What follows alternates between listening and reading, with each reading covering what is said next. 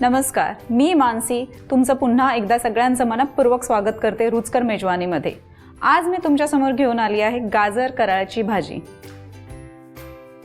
गाजराची भाजी ही विदर्भ आणि मराठवाड्यात बनवली जाते आणि ही सीजनल भाजी याच्यासाठी आपण म्हणू शकतो कारण की विंटर सीझन मध्ये हिवाळ्यामध्ये बेसिकली लाल गाजर खूप येतात आणि लाल गाजराला एक विशिष्ट गोडसरपणा असतो आणि गाजर आणि कराळचं जे मिश्रण आहे ना ते अगदी अप्रतिम चविष्ट लागतं। एकदा करून बघा, तुम्ही नेहमी कराल। आता गाजर मी अर्धे ऑलरेडी चॉप करून घेतलेत आणि थोडेसे तुम्हाला दाखवण्यासाठी याच्यासाठी ठेवलेत कारण की जे लाल गाजर असतात ते इतके नरम असतात की यामध्ये जो व्हाईट भाग असतो तो आपल्याला काढायची गरज पडत नाही।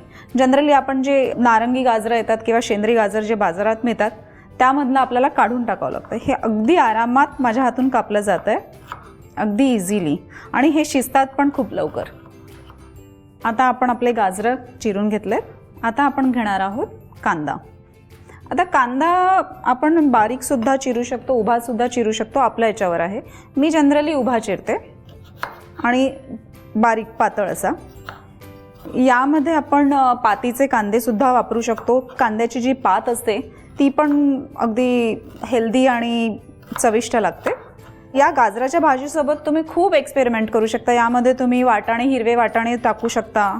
त्याच्यानंतर तुरीचे सोले येतात स्पेशली हिवाळ्यामध्ये, त्याची जी आमटी आपण बनवतो ते अख्खे सोले सुद्धा तुम्ही याच्यासोबत टाकले तरी खूप छान लागते। आणि तुरीच्या सोल्यांची आमटी तर प्रसिद्ध। हे माझे कांदे झाले आहेत बारीक करून। आता आपण फोडणीची तयारी करूया। त्यासाठी मला अगोदर गॅस चालू करते मी।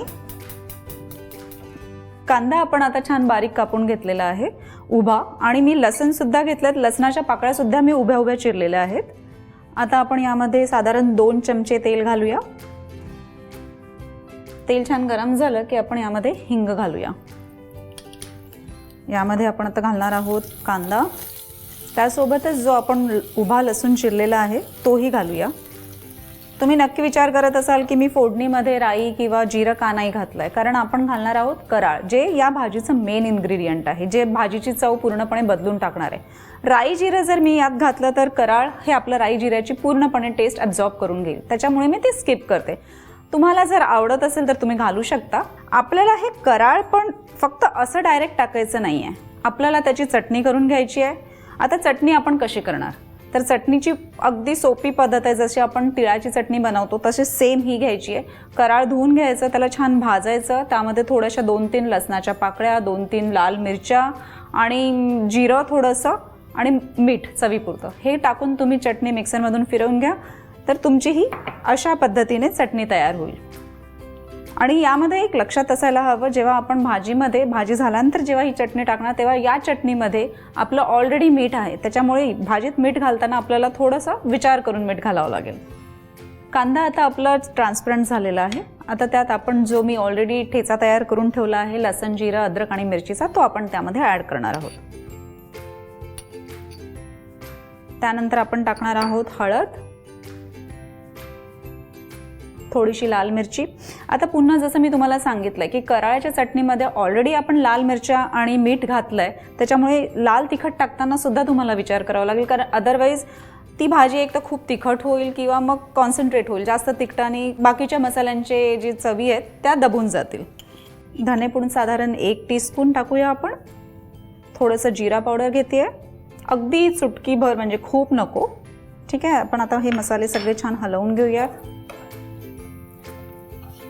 अगदी 2 सेकंद फक्त त्याला करायचं। आपल्याला ते मसाले खूप जास्त जाळायचे नाहीत किंवा तेल सुटेपर्यंत आपल्याला भाजायचं नाही आहे, कारण त्याची जी ओरिजिनल टेस्ट आहे मसाल्यांची ती तेलामध्ये जर गेली तर ती तेलकट टेस्ट लागेल। आता आपण यामध्ये टाकूया आपण जे चिरलेले गाजर आहेत ते। आता गाजराचं असं आहे, गाजर शिजण्यासाठी बरेच लोक पाणी टाकतात, पण आपल्याला हे गाजरं खूप पाण्यावर नाही शिजवायचे, कारण याला स्वतःलाच एक पाणी सुटेल। जेव्हा आपण त्याच्यावर झाकण ठेवूया तेव्हा त्याला पाणी सुटेल। तुम्हाला दिसतंय मी तेल अगदीच हलक्या हाताने घातलंय, त्याच्यामुळे खूप जास्त तेलकट नाहीये ही भाजी। जे हेल्थ कॉन्शियस आहे त्यांच्यासाठी अगदी परफेक्ट भाजी आहे, आणि जे ग्लुटेन फ्री आहे ते याला ज्वारीच्या भाकरीसोबत किंवा बाजरीच्या भाकरीसोबत सुद्धा खाऊ शकतात। आता आपण यामध्ये घालणार आहोत चवीपुरतं मीठ। पुन्हा लक्षात ठेवायचं, आपल्या कराळ्याच्या चटणीमध्ये मीठ आणि तिखट दोन्ही आहे. अगदी हलक्या हातानेच वापरायचं आहे मीठ. कमी झालं ना मीठ की टाकता येतं वरतून, पण जर जास्त झालं ना मग तुम्ही काही करू शकत नाही. पण हां, ग्रेव्हीवाली भाजी असेल तर नक्कीच त्याच्यामध्ये आपल्याला मीठ जास्त झालं तर त्याच्या टिप्स आहेत ज्या मी तुम्हाला आता पुढे ज्या रेसिपीज होतील त्याच्यामध्ये देतच राहीन आहे. आता आपण यावर झाकण ठेवूया. एक 5 ते 10 मिनिटांमध्ये याला वाफ येईल छान आणि ही भाजी वाफेवर शिजेल. चला एकदा बघून घेऊया आपण आपली भाजी काय म्हणते. हे दिसतंय तुम्हाला पाणी पडलेलं? याच पाण्यात ही आपली भाजी शिजणार आहे. चला एकदा चेक करूया आपण. वाव, भाजीचा एकदम मस्त सुगंध येतोय. भाजी आपली आता छान शिजत आलेली आहे. याचा कलर पण चेंज झालाय आणि अजून याचा कलर चेंज होणार आहे आपण कराळची चटणी टाकल्यानंतर. आता आपण यामध्ये कोथिंबीर टाकणार आहोत.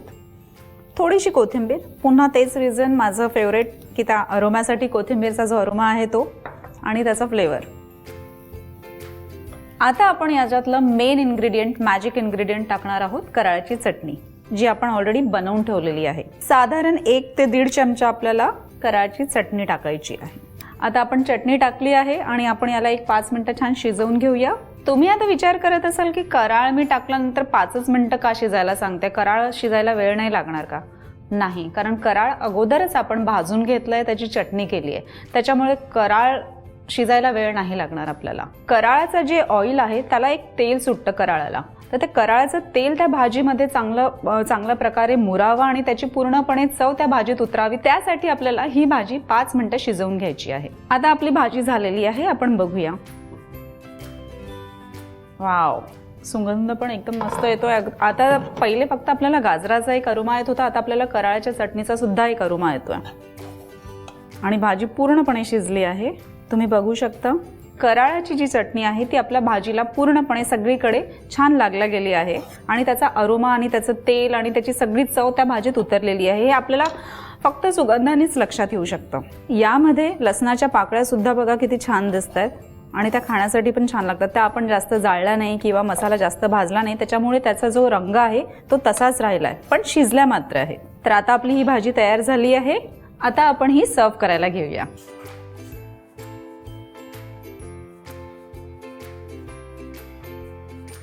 ही आपली गाजर कराळची भाजी तयार आहे.